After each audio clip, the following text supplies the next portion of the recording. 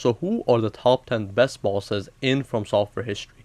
Now From Software has some of the best bosses in all of gaming, and the DLC usually has the best bosses within that respected game. So today I want to make a list of my top 10 favorite bosses within From Software. Before we start, keep in mind that my list will definitely vary from yours. If you all value different things, if you all like different things of bosses.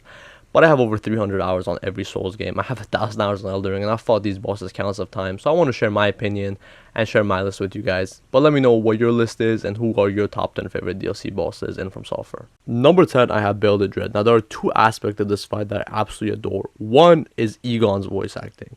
Egon's voice acting adds so much hype to the fight. It's absolutely fantastic. The next up is build up. Bale just has some of the coolest build up I have ever seen. Walking up the jagged peak and seeing all of the dragons is just absolute cinema.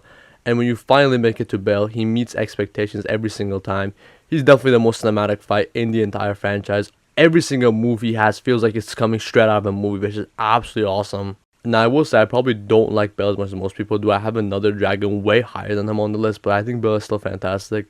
The reason he's not higher on the list is because I don't really enjoy dodging AoE attacks, and almost every single Bale attack is an AoE attack. Like, it's not a big deal to me because it's made up for with spectacle. All his moves have a ton of spectacle, and that's my favorite part, some of my favorite part of Souls bosses. So even though I don't enjoy dodging some of his moves, I love the way they look, so it's not really too much of a negative.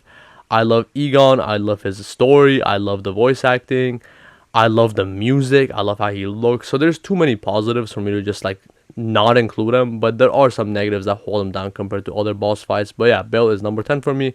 An amazing boss. I could see why some would have him higher. Number 9, I have Ludwig the Accursed. Now, Ludwig used to be much higher for me, but as time went on, he did fall off a little bit for me. I still absolutely love him. I love his OST, one of my favorites in the whole franchise. I love his character. I honestly think he's one of the most underrated characters in the franchise. We'll talk about the boss fight a lot, but I don't see a lot of conversation about his character. I think his character is absolutely fantastic. I find his story really sad, and I love seeing more about it. I love always learning about him. And honestly, one of my favorite parts of the fight, which is technically not a part of the fight, but it's something that I always remember, is after beating him, the conversation you can have with him is generally so amazing. Adds so many layers to the fight, and it's probably one of the most emotional boss fights, like After Effects for me. Like, it gets me so excited but so sad talking to him after the boss fight. Also, funny enough, Ludwig is probably one of the hardest Bloodborne bosses for me these days. I've played this game so many times. I have over 400 hours on it. But Ludwig's first phase can still mess me up sometimes. It's probably the thing that low-key brings him down a bit. I'm honestly not too much of a fan of his fighting his first phase. I still think it's a great phase, but I just think the ones above do it better. But this fight is still amazing. Has an amazing story, amazing build-up, boss arena, and of course, some of the best music I have ever heard. Number 8, I have Midra, the Lord of Frenzied Flame. Man, I absolutely love this fight. I was so surprised that I was not spoiled on this fight. I went into this fight completely blind. I absolutely loved it. Honestly, one of the highlights of this fight for me is the build-up. This is one of the most well-built-up fights in the entire franchise. The whole mansion of walking all the way to Midra, the fact you can hear him screaming, you see paintings of him, is just so awesome, man. I love the fight. I love the build-up. And of course, the build-up isn't even the best part about it. The best part of him is his fight. His fight is absolutely fantastic. I've seen a lot of people complain that he is too easy, and I can definitely see why he would be too easy. But I feel like the fight has so much spectacle, and the moveset is so flowy that it doesn't even really affect the fight negatively. I love fighting him. I love doing challenges with him because it just feels so good to against him. It's so fun. His moveset are visually very interesting. They feel very fun to dodge. It's probably one of my favorite bosses to no hits on because dodging him is super satisfying. And oh my god, his OST is just fantastic. Erdtree has some of the best soundtracks in all of Elden Ring. And Midra's is one of my favorites. I'll say it's probably top 3 for me. So this fight is just excellent. One of my favorite fights in the entire franchise. And of course in this DLC. That's why it has made the list. But that's it. Number 8 for a reason. Number 7, I have Sister Fried. Now, this boss was a boss that, until recently, I was honestly not the biggest fan of. I always liked them. I never thought they were bad. But after some recent playthroughs, they actually became one of my favorites, and that's why this high on the list. Previously, I would have them at like 10, or maybe not even top 10. But now, I've really grown to like them. I really enjoyed their fight. I really like the music, the first phase, the third phase. I think the second phase could have been better, but it's not as bad as I previously thought it was. Honestly, this fight could have been a lot higher if I liked the second phase a bit more. I really like the first phase and I love the third phase, but I feel like Ori and Dlc don't really have a lot of good synergy together. But the reason it doesn't bring down the fight too much is because I feel I can get through it very quick, so it's not really a hassle. Oriental is pretty slow, so you can get a bunch of damage on him before Feet can react. You can basically get to the third phase really quickly, which is always nice, because the third phase is generally one of the best phases that From Software has ever made. It's absolutely fantastic. Also, I really like the fact that we interact with her before we fight her. I feel like that gives her a good build up to the fight and adds more layers to it, because I just really love interacting with the boss before we fight them. It creates more of a connection, which is always good while fighting a boss.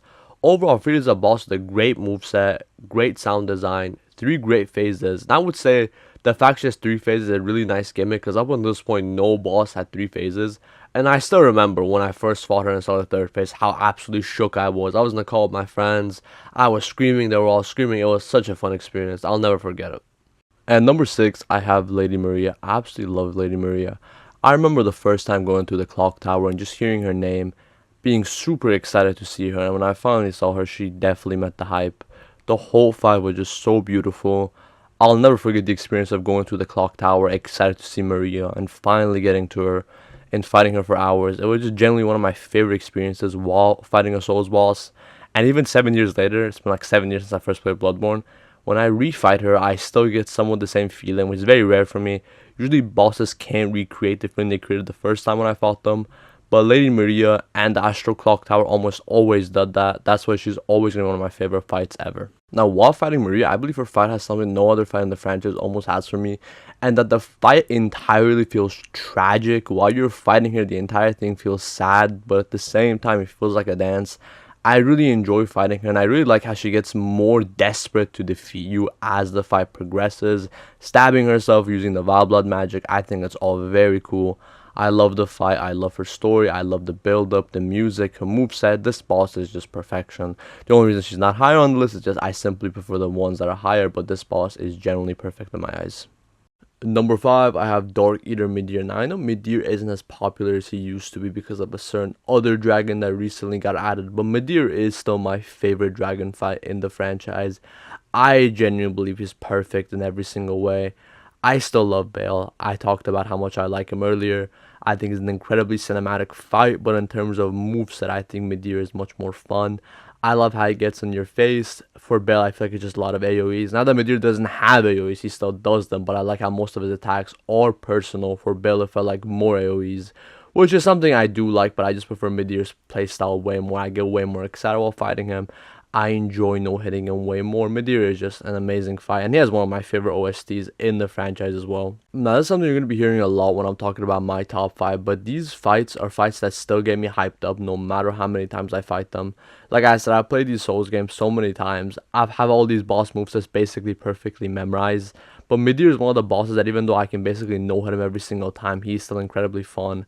I never get bored of him. I still get super excited while I beat him. Even though I basically no-hit him, I feel as excited as I did the first time I beat him, which is something not a lot of bosses can replicate. To be honest, almost no boss can replicate that, which will always keep Midar high for me. I love his story. I love his lore. Also, I found it interesting how Midar was also one of the boss fights when he came out. People didn't like him because they said he's too hard. Now people like him a lot more.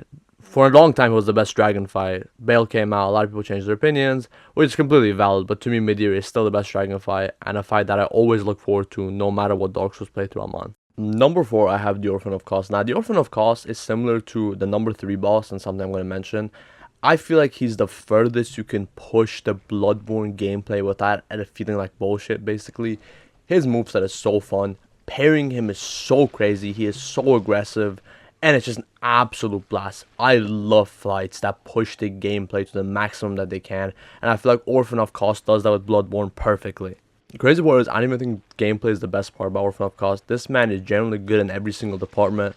The only thing that I wish was a little bit better about him is his OST. I think it still has a good OST. It gets me excited, but not as much as some of the others on this list, lower or higher. Besides that, he is absolute perfection. He has arguably one of the best build-ups ever. Walking up to him is just so haunting. Being a Fish Hamlet is so exciting. And that's why he is easily number 5 for me. You honestly could argue him being higher, but right now I'm feeling him 4th. On other days, he might be top 3. Now, number 3, I have Promised Consul Radon. Now, when this fight first came out, a lot of people didn't like it. They said it's too hard, has artificial difficulty, but I think people grew to like it. I always really enjoyed this fight. There's so many things about it that I really loved. For one, I believe this is the most you can push a Souls fight without it actually being artificial difficulty. I think it's the hardest you can make a Souls boss go with normal Souls gameplay.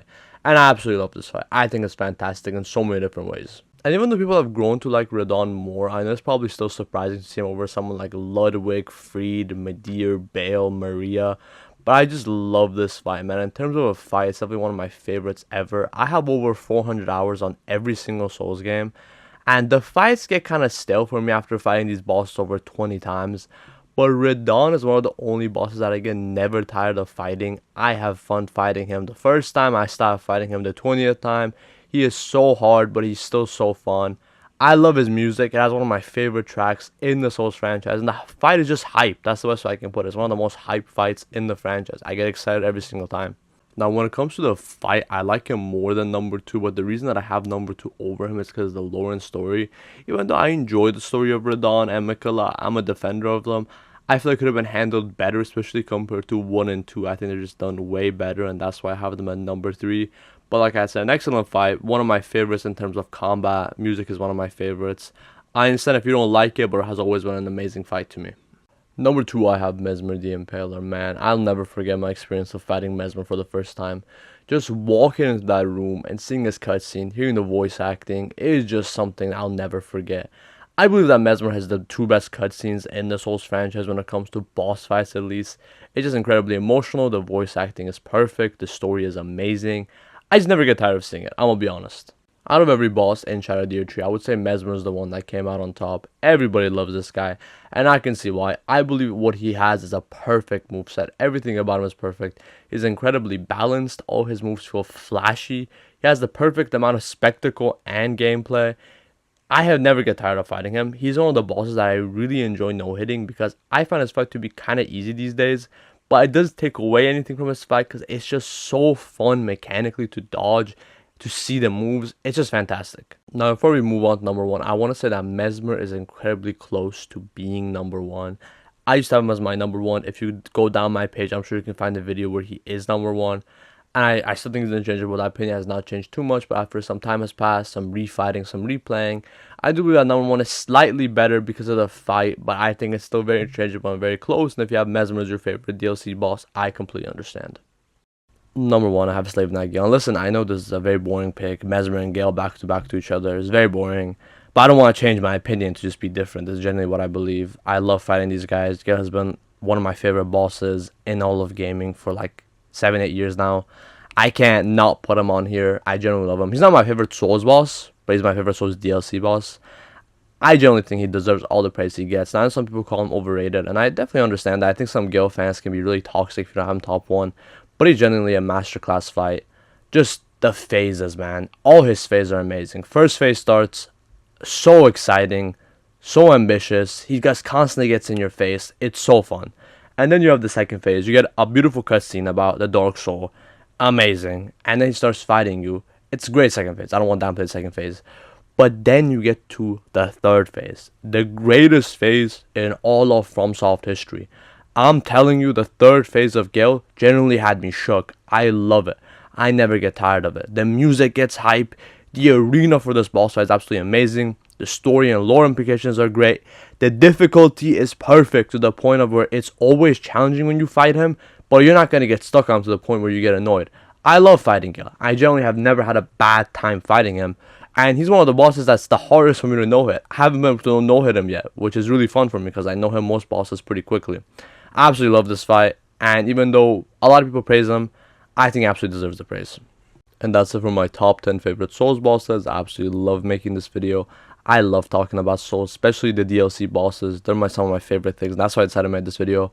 I had a lot of things about bosses that I want to talk about, so I just made a video about it. I hope everyone that watched the video enjoyed it, and let me know your top 10 favorite bosses in Souls or DLC bosses, because I know I missed some really popular ones that people love, but these are just my personal top 10 favorites.